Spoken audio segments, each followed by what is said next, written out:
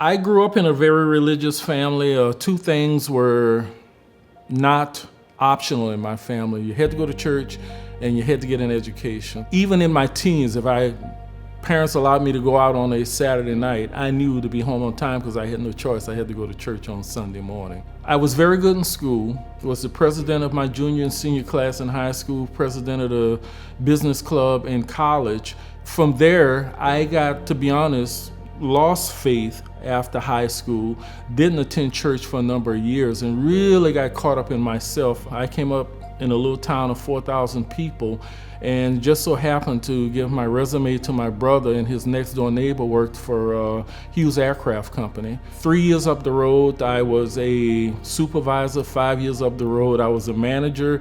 10 years up the road, I was a director. 18 years up the road, I was a VP and general manager.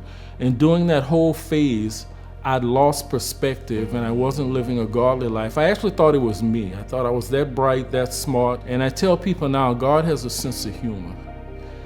He stripped me down. He took all of my material wealth. He took my family away from me. And when I hit rock bottom, I realized that it wasn't me. I needed help. When I hit bottom, that foundation I had as a kid, in church, hearing the Sunday school lessons, reading about Noah and Job and John, I knew what I needed to do. So I actually rededicated myself back to the church, and thank God my wife was a very religious woman.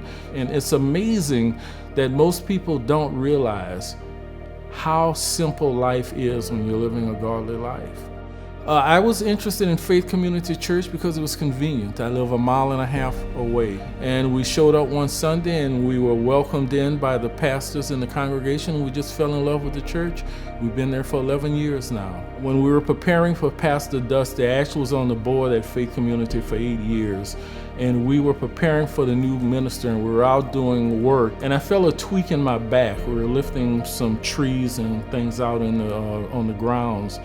And I had excruciating back pain for 3 or 4 months. They sent me to physical therapy. That didn't help.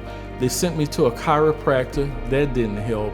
And I wasn't sleeping at night. I was just in excruciating pain. And my GP called me and she said, I don't know how to tell you this, but you have cancer. What was determined was the back pain was from stage 4 prostate cancer. The cancer had spread all through my body, and I had to go in and do a biopsy and a colonoscopy. And when I came out of the colonoscopy, the doctor came in and he told my wife, he said, well, sorry to tell you, your husband has stage 4 prostate cancer. And she started crying. And he said, oh, no. But when we went into his colon, it was polyps. We were able to peel them off, and it was peanuts on his lungs, and it didn't get into any of his major organs. Where it did spread is treatable.